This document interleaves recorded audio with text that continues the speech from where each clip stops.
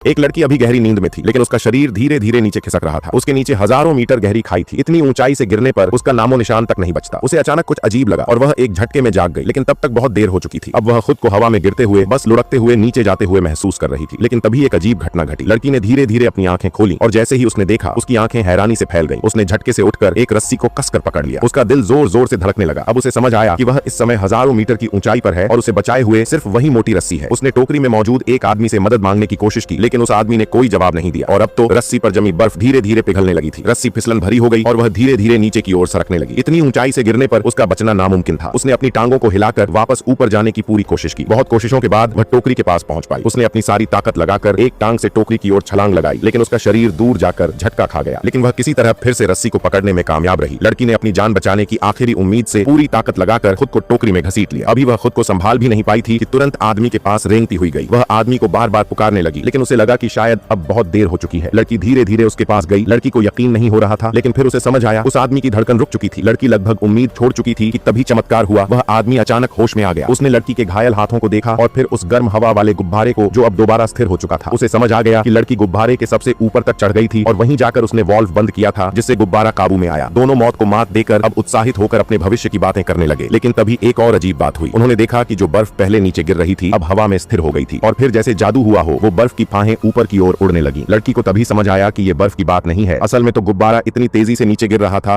कि गिरती हुई बर्फ को भी पीछे छोड़ चुका था। अगर यही रफ्तार रही तो वो दोनों निश्चित रूप से गिरकर मर जाएंगे। लड़की ने चिल्लाकर आदमी से कहा कि वह हर भारी चीज बाहर फेंक दे। उन्होंने रेत की बोरियां, बचाव की रस्सियां, जो भी था सब फेंक दिया, चाहे वो कितना भी जरूरी क्यों ना हो। यहाँ तक कि उन्होंने अपने भारी कपड़े भी बाहर फेंक दिए। लेकिन गुब्बारे की गिरने की रफ्तार और भी तेज हो गई। टोकरी में अब कुछ भी नहीं बचा था। अब मौत बस एक पल की दूरी पर थी। आदमी ने लड़की से कहा कि वह लोहे के घेरे पर चढ़ जाए और खुद भी एक चाकू लेकर ऊपर चढ़ा। वह अब टोकरी को ही काट कर गिराना चाहता था ताकि भार कम हो सके। उसने तेजी से एक एक रस्सी काटनी शुरू की। एक एक कर रस्सियां कटती गईं। आखिर में बस 2 रस्सियां बची। जैसे जैसे जमीन करीब आती गई, आदमी की घबराहट भी बढ़ती गई। लेकिन तभी संतुलन बिगड़ गया और दोनों लगभग गिर ही पड़े। लड़की को बिल्कुल उम्मीद नहीं थी कि वह सीधा साधा लड़का, जो दिखने में एकदम शरीफ लगता था, इस नाजुक समय में इतना बहादुर निकलेगा। जब आखिरी रस्सी भी कट गई तो गर्म हवा वाला गुब्बारा धीरे धीरे रुकने लगा। लेकिन लड़की को अंदाजा था कि यह काफी नहीं है। रफ्तार अब भी बहुत तेज थी। इतनी ऊंचाई से गिरने पर बचना नामुमकिन था। तभी उसने लोहे के घेरे के किनारे पर खड़े होकर खुद को बलिदान देने का फैसला किया ताकि वह आदमी बच सके। वह आदमी लड़की को रोकने लगा, लेकिन लड़की अपने फैसले पर अड़ी थी। आखिरी पल में लड़के ने गुब्बारे की ओर देखा और अचानक कुछ याद आया। वह बिना समय गंवाए गुब्बारे को पकड़े रखने वाली रस्सी को एक झटके में काट देता है और तभी पूरा गुब्बारा पैराशूट की तरह खुल जाता है और अब वह धीरे धीरे नीचे उतरने लगता है। मौत के इतने करीब जाकर लौटे इन दोनों का दिल बहुत जोर से धड़क रहा था। लेकिन अभी वह जश्न भी नहीं मना पाए थे कि एक और मुसीबत आ गई। मगर इस बार वे दोनों डरते नहीं थे। उन्होंने एक दूसरे का हाथ थामा और हिम्मत से जंगल की ओर कूद पड़े। कितनी देर बीती ये पता नहीं, लेकिन जब होश आया तो वे दोनों एक दूसरे की ओर लंगड़ाते हुए दौड़े और फिर एक दूसरे को सहारा देकर एक ही दिशा में आगे बढ़ गए।